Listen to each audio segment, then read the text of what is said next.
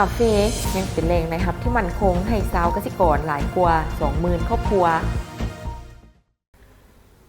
โครงการสร้างความเข้มแข็งเศรษฐกิจสีเขียวและการปรับตัวต่อการเปลี่ยนแปลงดินฟ้าอากาศด้านกสิกรรมหรือ Green Cup ได้จัดประชุมคณะชี้นำด้านวิชาการในต้นเดือนกุมภาพันธ์ 2026 โดยการเป็นประธานของท่านบุญจันทร์กลุ่มบุญยศิษย์หัวหน้ากลุ่มปลูกฝังกระทรวงเกษตรกรรมและสิ่งแวดล้อมโครงการ Green Cup ได้เน้นใส่สร้างความเข้มแข็งด้านการพัฒนาคุณภาพของแขนงกาแฟและชาลาวด้วยการปฏิบัติระบบนิเวศกสิกรรมของชุมชนสามารถปรับตัวต่อปัญหาการเปลี่ยนแปลงดินฟ้าอากาศ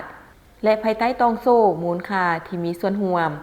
แขนงกาแฟลาวมีความสำคัญหลายต่อการพัฒนาเศรษฐกิจสังคมของสปป.ลาวก็คือกระทรวงเกษตรกรรมและสิ่งแวดล้อมได้กำหนดเอาการผลิตกาแฟเป็นพืชยุทธศาสตร์เพื่อส่งเสริมให้กลายเป็นสินค้าส่งออกสร้างรายได้ให้แก่ประเทศชาติและแก้ไขชีวิตการเป็นอยู่ของประชาชนในปัจจุบันเห็นได้ว่ามีหลายหัวหน่วยธุรกิจได้สูงใส่การลงทุนเข้าใส่การผลิตกาแฟ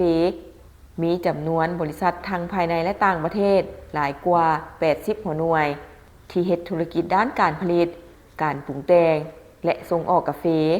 รวมมูลค่าการส่งออกกาแฟในแต่ละปีประมาณ100ล้านกว่าดอลลาร์กาแฟยังเป็นแหล่งรายรับที่มั่นคงให้แก่ชาวเกษตรกรจำนวนหลายกว่า 20,000 ครอบครัว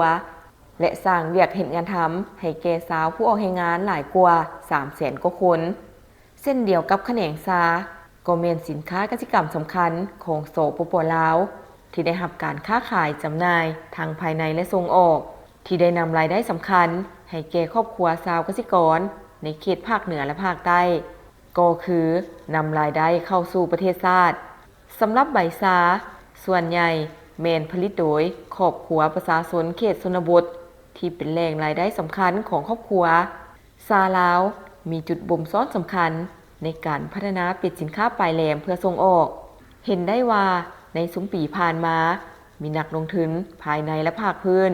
ได้เข้ามาลงทุนในแขนงนี้หลายขึ้นและตลาดภาคพื้นและสากลได้สนใจซื้อใบชาลาวนับมื้อหลายขึ้นพร้อมเดียวกันนั้นก็มีบรรดาโครงการพัฒนาได้ให้การช่วยเหลือทุนทอนและวิชาการแก่แขนงกสิกรรมและสิ่งแวดล้อมเพื่อทุกยุส่งเสริมชาวเกษตรกรให้สามารถผลิตชาคุณภาพตามตลาดต้องการมีข่าวดีจะมาบอกสำหรับใครสนใจเช่าพื้นที่ขายเครื่องทุกประเภทและเช่าพื้นที่ป้ายโฆษณาอยู่ตลาดลาวสนใจสอบถามที่เบอร์ 02058389209 สถานที่ตั้งอยู่บ้านสุพังเมืองไซธานีนครหลวงวิจันทร์